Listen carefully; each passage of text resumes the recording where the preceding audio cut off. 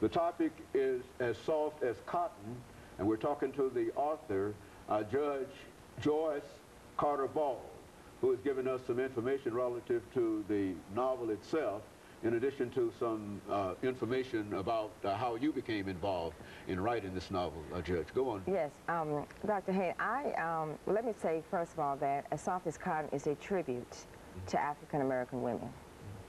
And writing a novel had been a dream of mine for many years, as was going to law school.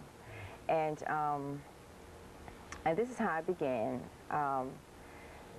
My family and I moved from Richmond, Virginia to Memphis many years ago after my husband was offered a position that we thought was a great opportunity, and he accepted it. I had always wanted to go to law school. I was accepted after college, but as I said earlier, I wasn't in a position to go at that particular time. And after we moved to Memphis, I got a job in a hospital as a social worker. But I still wanted to go to law school, and I discussed this with my husband. And so after we got settled, I applied to the University of Mississippi School of Law. And I still remember that day in April when I received my acceptance letter. And at that particular time, we'd only been in our new home a few months. Our daughters were very young, and we didn't have any family in Tennessee. And so when my husband came home from work that evening, I showed him the letter, and I asked him if I could quit my job and go to law school. Well, and this was his response. He looked at me and he said, Joyce, I know this is something you've always wanted to do, and it may be a struggle for us, but I think you should go for it. Good. And that is what I did. And that fall, I was off to law school. Now, that first year, I had all 8 o'clock classes. And that was pretty scary because Oxford, Mississippi is approximately 90 minutes from where we were living at that time. And I didn't intend to be late for class, so this is what we did. We had a plan.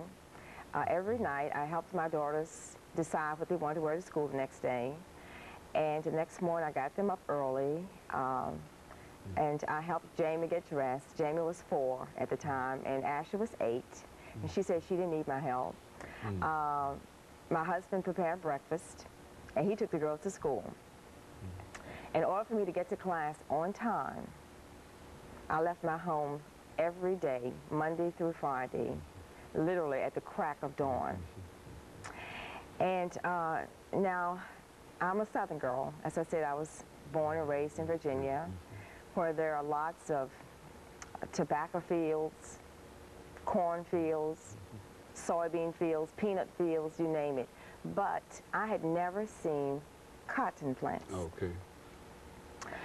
As I traveled from Memphis to Oxford, I saw several cotton fields along Highway 78. And in the fall, at the crack of dawn, the ground appeared to be covered with a blanket of snow. The sight was captivating, mesmerizing. I've seen it before. Beautiful. Now, one of my classmates